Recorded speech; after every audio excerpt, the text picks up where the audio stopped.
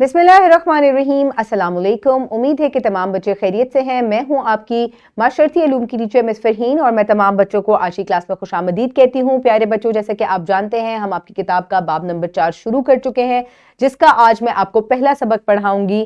तारीख इस बाब का नाम है और आज हम इसमें जो सबक नंबर 1 पढ़ेंगे इसको आप लोग इंशाल्लाह बहुत एंजॉय करेंगे। तो प्यारे बच्चों, एक सरगर्मी से हम आगाज करते हैं। मैं आपको मुख्तलिफ तस्वीर दिखाऊंगी और आप इन तस्वीर को देख के किस चीज के बारे में बताएंगे, आप मुझे ये बताएंगे कि ये कौन कौन सी तहजीबें हैं और ये कहां कहां वाक़ई थी। तो प्यारे बच्चों, पहली अगर आप तस्वीर देखें तो इसमें आपको क्या नजर आ रहा है? इसमें आपको पिरामिड्स नजर आ रहे हैं। उसके बाद आपको क्या नजर आ रहा है? आपको एक बहुत बड़ा सा टेंपल नजर आ रहा है और उसके बाद ये आपको एक ग्रेट बाथ या एक बहुत बड़ा सा स्विमिंग पूल नजर आ रहा है। तो क्या आप पहचान सकते हैं कि ये कौन कौन सी तहजीब है? जी हाँ, बिल्कुल, ये मिस्री तहजीब है, क्योंकि पिरामिड्स जो है ये मिस्र की बहुत जो बड़ी है, ये एक तरह से पहचान है। तो जैसे ही आप कोई पिरामिड देखते हैं या आप इनको देखते हैं तो आपके ज़हन में फौरन से क्या चीज आती है? आपके ज़हन में मिस्री तहजीब आती है, जिसके बारे में हम डिटेल से जमात चहारम में पढ़ चुके हैं। इसके बाद ये दरियाए दजला और फरात की तहजीब है और इसको जो है वो मीज़ोपोटेमियन तहजीब भी कहा जाता है और ये ज़िगुरट है जो कि इनका टेंपल था जहां पर ये अपनी इबादत करते थे। इसके अलावा ये वादी सिंध की तहजीब है और इनका जो सिवरेज सिस्टम है और इनके जो ग्रेट बाथ था, इनकी कंस्ट्रक्शन का तरीका है वो बहुत ही मॉडर्न था। हजारों साल पहले ये तहजीब मौजूद थी, लेकिन फिर भी हमने इसके बारे में क्या चीज पढ़ी थी कि यहाँ की चीजें जो हैं वो बड़ी डेवलप थी। और ये कहाँ वाक़ई है? ये पाकिस्तान में ही हड़प्पा और मोहनजोदाड़ो में वाक़ई है। तो ये कुछ ऐसी तहजीबें थी जिनके बारे में हम पिछली क्लास में पढ़ चुके हैं और आज हम एक नई तहजीब के बारे में जानेंगे जो कि पहले जमाने में मौजूद थी और ये किस किस्म की तहजीब थी, कहाँ ये आबाद थी, हमने आज इसके बारे में जानना है। तो आज के सबक में बच्चे इस काबिल हो जाएंगे कि रोम, यूनान और गंधारा की तहजीबों की अहम खसूसियात के बारे में जान सकेंगे। आज हमने कदीम यूनान जो है इसकी तहजीब के बारे में जो है वो पढ़ना है। तो प्यारे बच्चों, कबल इस पढ़ाई में हमेशा आपसे कुछ सवालात करती हूं, तो आपने जो है इन सवालात के मुझे जवाबात देने हैं। तो जल्दी से आप मुझे बताएं कि तारीख से क्या मुराद है? कदीम तहजीबों जैसे कि मीज़ोपोटेमिया, मिस्री वादी तहजीब के बारे में आप क्या जानते हैं? तो प्यारे बच्चों, अभी हमने आगाज जिस सरगर्मी से किया था उसमें हमने इन तीनों तहजीबों के बारे में मैंने आपको कुछ कुछ खसूसियात बताई। जल्दी से वीडियो को पॉज करें और इन खसूसियात को एक दफा दोहराएं। शाबाश, चले आए, अब हम आगे चलते हैं। तो प्यारे बच्चों, कबल पढ़ाई में आपसे कुछ सवालात इसके अलावा जो है यूनानी तहजीब की कहानी मैं आपको सुनाना चाहूंगी यहाँ पर। तो प्यारे बच्चों, यूनानी तहजीब भी बहुत पुरानी तहजीब है और ये 140 कबल मसीह से लेकर जो है वो 1200 या 1600 कबल मसीह तक जो है ये कायम रही और इन्होंने बहुत सारी जो है चीजें जो है इनका आर्ट के अंदर, आर्किटेक्चर के अंदर जो है वो बहुत सारा काम जो है वो जाना जाता है। इसके अलावा ये एजियन समंदर जो है ये इसके पास वाक़ई थी। जैसे कि आप जानते हैं कि हमेशा कदीम तहजीबें जो हैं ये समंदरों के जो है पास हमेशा आबाद होती हैं और यहाँ पर जो है वो बहीरा रोम वाक़ई था। इसके अलावा इनके जो मेन सिटीज थे उनको पोलिस कहा जाता था और जो इनके मशहूर सिटीज हैं उनके नाम हैं एथेंस और स्पार्टा।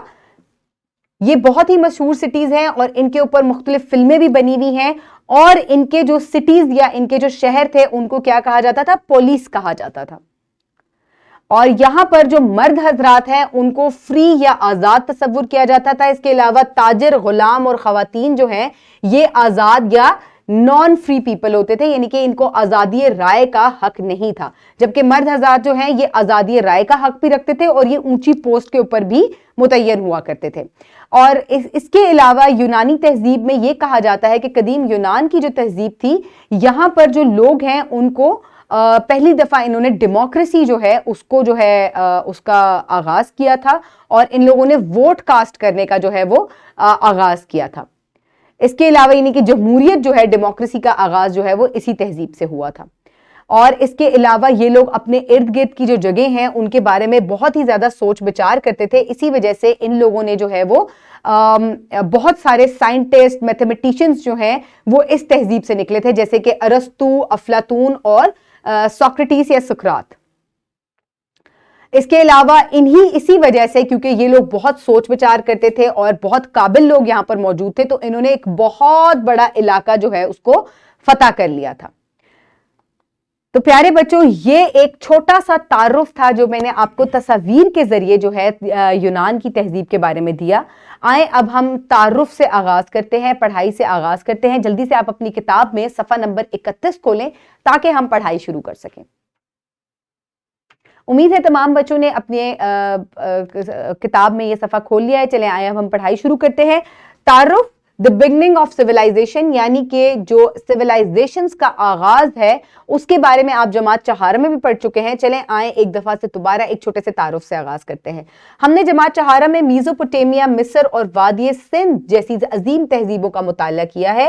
اب ہم کچھ دوسری تہذیبوں کے بارے میں معلومات حاصل کریں گے جن میں یونان, روم اور گندھارا کی تہذیبیں شامل ہیں. یہ تہذیبیں بھی قدیم ہیں لیکن مصر, میزوپوٹیمیا اور وادی سندھ کی تہذیبیں ان سے بھی زیادہ قدیم ہیں. یعنی کہ یہ جو 3 تہذیبیں ہیں جن کے بارے میں آپ جماعت چہارہ میں پڑھ چکے ہیں یہ قدیم ترین تہذیبیں ہیں. لیکن ان کے بعد آنے والی جو کچھ تہذیبیں ہیں جیسے کہ یونان, روم اور گندھارا یہ بھی اولڈسٹ سیولائزیشن ہے لیکن یہ مصر, میزوپوٹیمیا اور وادی سندھ کے بعد آتی ہیں. تو یہاں پر آپ دیکھ سکتے ہیں کہ قدیم یونانی تہذیب جو ہے یہ ایجن کا جو سمندر ہے اس کے پاس واقع تھی. یہاں پر ہی جو ہے وہ ایک دریا بھی موجود تھا اور یہاں پر بحیرہ روم واقع ہے. اس کے مشہور جو سٹیز ہیں جو کہ ایتھنز اور سپارٹا ہیں وہ یہاں پر موجود تھے. اس کے علاوہ جتنا بھی لال رنگ کا علاقہ آپ کو نظر آ رہا ہے یہ تمام جو ہے یہ کیا تھا, یہ قدیم یونان کا علاقہ تھا. اس میں ٹروائے جیسے علاقے اور میلیٹس جیسے علاقے جو ہیں یہ موجود تھے. اگر آپ آج کل کے اس کو اس میں دیکھیں تو یہاں پر جو ہے یہ ترکی واقع ہے اور ترکی کا کچھ علاقہ جو ہے یہ قدیم یونان کی تہذیب جو ہے اپنے اندر رکھے ہوئے ہے. تو پیارے بچے یونانی تہذیب سے ہم آغاز کرتے ہیں جس کو گریک سیولائزیشن کہا جاتا ہے. یونانی تہذیب 1600 قبل مسیح سے 146 قبل مسیح پر محیط ہے. یہ بحیرہ روم کے ساحل کے ساتھ جنوب مشرقی یورپ میں واقع تھی. یونانیوں کا معاشرہ نظام شہری ریاستوں پر مبنی تھا. قدیم یونان میں بہت سے شہر تھے. ان بڑے شہروں میں ایتھنز, سپارٹ, کرنتھس, تھینس, ٹروائے, ڈیلفی, مائیسنا, میلٹس وغیرہ شامل تھے. یونان مغربی فلسفہ, ادب, ریاضی, تاریخ, ڈرامہ, اولمپک کھیلوں اور جمہوری نظام کی جائے پیدائش ہے. شہری ریاست سے مراد ایک آزاد خود مختار شہر ہے جو کہ اپنے ملحقہ علاقوں کی سیاسی, معاشی اور ثقافتی زندگی میں مرکزی حیثیت رکھتا ہے. تو پیارے بچوں سب سے پہلے جو قدیم یونان کی یعنی کہ گریک سیولائزیشن تھی یہاں پر سے شہری نظام کا جو ہے آغاز ہوا. یعنی کہ پہلے لوگ ایک گروہ کی طرح رہتے تھے. انہوں نے کیا کیا, انہوں نے شہری نظام کا آغاز کیا جہاں پر لوگ جو ہیں وہ خود ووٹ بھی کاسٹ کرتے تھے اور وہاں کے لوگوں کی ایک خاص اہمیت ہوا کرتی تھی. اس کے علاوہ ان کا سماجی ڈھانچہ یعنی کہ سوشل سٹرکچر کس قسم کا تھا, تو اگر آپ یہاں پر اس چارٹ کو دیکھیں تو آپ دیکھ سکتے ہیں کہ یہاں پر طبقاتی نظام جو ہے وہ کافی زیادہ پایا جاتا تھا. سب سے پہلے جو ہے وہ حکمران طبقہ ہوتا تھا اور اس کو بالائی طبقہ کہا جاتا تھا. پھر میٹکس ہوتے تھے, یہ درمیانی طبقہ ہوتا تھا, اور اس کے بعد آزاد کردار یعنی کہ غلام نچلا طبقہ سمجھا جاتا تھا, اور سب سے نیچے جو ہے وہ غلام آ جاتے تھے اور ان کو اسی طریقے سے رہائش بھی ملا کرتی تھی. قدیم یونان کی بستیاں چھوٹی چھوٹی وادیوں میں تھی. رفتہ رفتہ یہ بستیاں بڑھ کر شہری ریاستیں بن گئی. ان سب ریاستوں کی روایات مشترک تھیں. یہاں سب لوگ ایک ہی زبان بولتے تھے سوائے غلاموں کے. سب باشندے ایک ہی نسل کے تھے. ان سب کے باوجود یہاں طبقاتی نظام رائج تھا. ان میں 3 طبقات تھے. سب سے پہلے اعلیٰ طبقہ تھا. یونان کے طبقاتی نظام کا اعلیٰ طبقہ حکمران اور فوجی جرنیلوں پر مشتمل تھا. یونان کی شہری ریاستوں میں ان کا ایک منفرد سیاسی مقام تھا. ان کے پاس زمین کے بہترین زرخیز ٹکڑے تھے.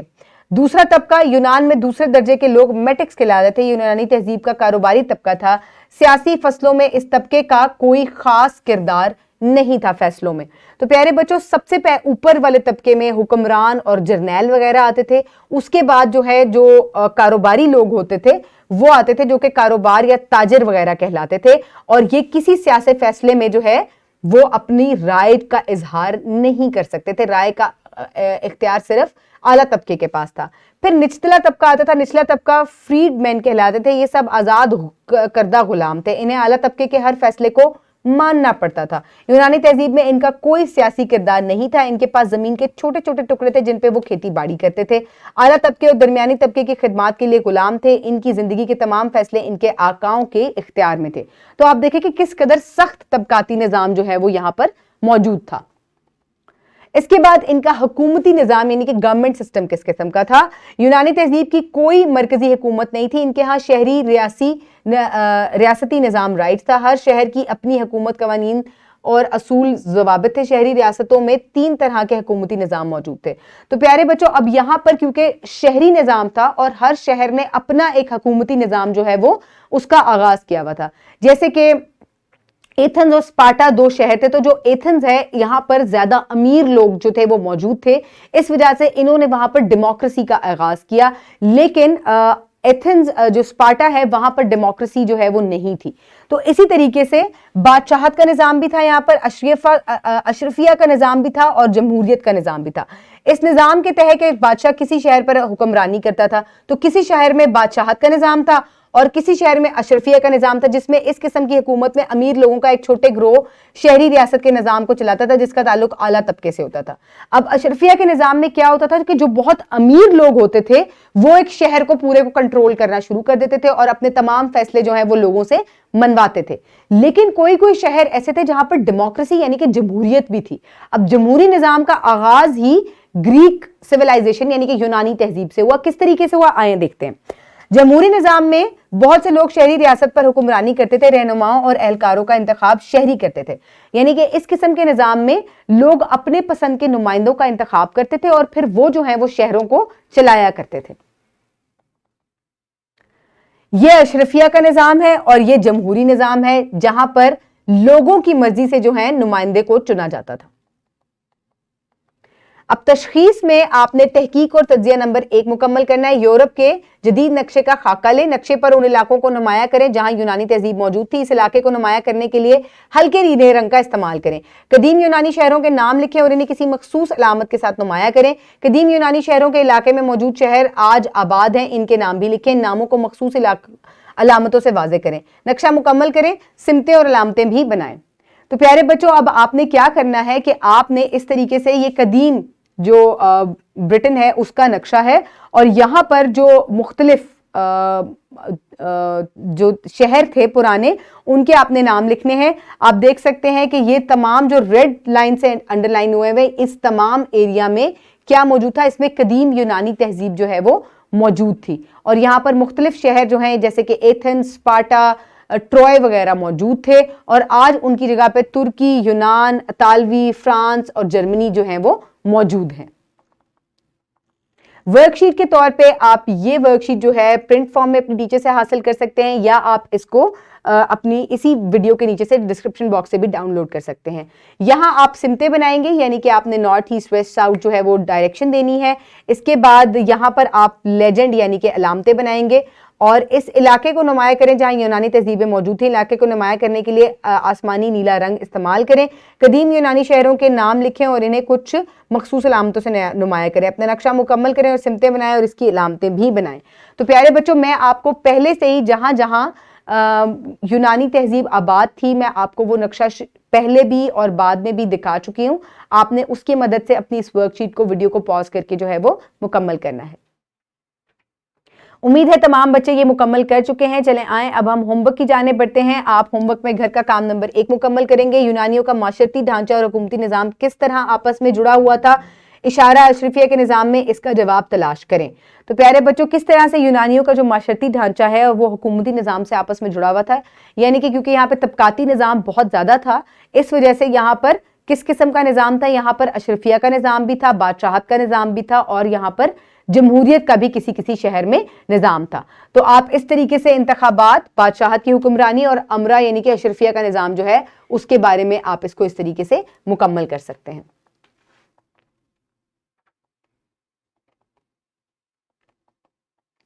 اس کے علاوہ آپ جو درست جوابات پہ نشان لگانا ہے ان میں سے نمبر 3 اور 4 جو ہے اس کو مکمل کریں گے کتاب میں۔